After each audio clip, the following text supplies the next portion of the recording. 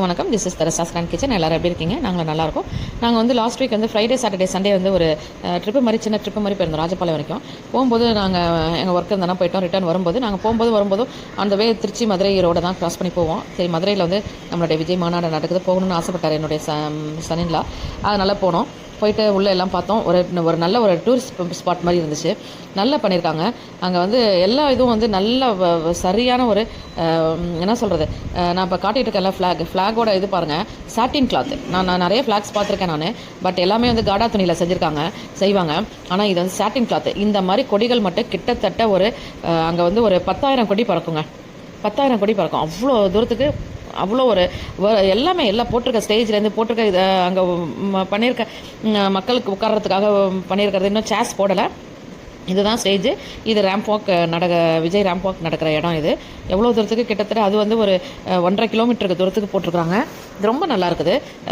எல்லாமே அதாவது தண்ணி, அதாவது ஆர்ஓ வாட்டர் வந்து தனியாக வந்து ஒவ்வொரு பிளேஸ்லையும் வந்து ஒவ்வொரு டேப் போட்டிருக்காங்க.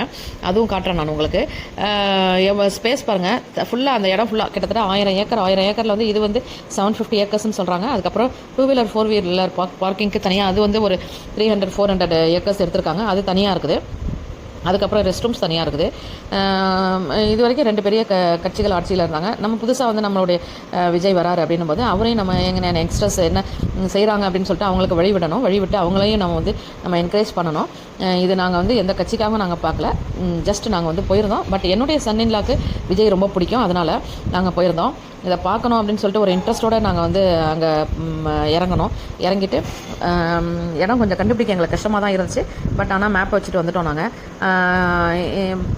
இது வந்து வாட்டர், அதாவது கேட் வால் போட்டிருக்காங்க வாட்டருக்கு, தண்ணிக்கு. இன்கேஸ் வந்து டேப் உடஞ்சிருச்சுன்னா இதை வந்து க்ளோஸ் பண்ணிட்டாங்கன்னா அந்த இடம் ஃபுல்லாக தண்ணி ஆகாமல், மக்கள் மேலே ஈரமாகாமல் இருக்கிறதுக்காக ஒவ்வொரு இடத்துல எவ்வளோ வந்து பொறுப்பாக எல்லாத்தையுமே செஞ்சுருக்காங்க பார்த்து.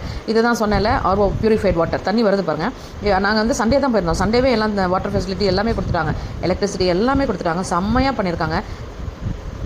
இந்த மாதிரி இது வரைக்கும் நான் எந்த இதுவும் பார்த்ததில்ல. பட் இதுதான் ஃபஸ்ட் டைம் நானும் என்னுடைய இத்தனை வருஷத்துக்கு நான் இப்போ தான் ஒரு மாநாடோட இதை பார்த்துருக்கேன். நான் போயிட்டு பார்த்தேன்.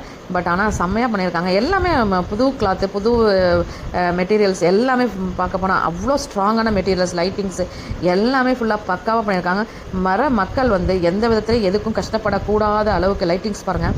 இது ஒன்றே தான் காட்டியிருக்கேன். அதே மாதிரி ஒரு 5 அடிக்கு இந்த மாதிரி கொடுத்துருக்காங்க. இதை பாருங்கள், அந்த இதான் தூணெல்லாம் பாருங்கள் எவ்வளோ ஸ்ட்ராங்காக இருக்குது. ஏன்னா எந்த விதத்துலையும் யாருமே வந்து கஷ்டப்படக்கூடாது, எதுவுமே இதாகக்கூடாது, டேமேஜ் ஆகக்கூடாது, யாருக்கும் வந்து எந்த இதுவும் நடக்கக்கூடாது அப்படின்றதுக்காக பண்ணியிருக்காங்க. நிறைய மக்கள் வந்து விசிட் பண்ணிட்டு போயிட்டுருக்காங்க.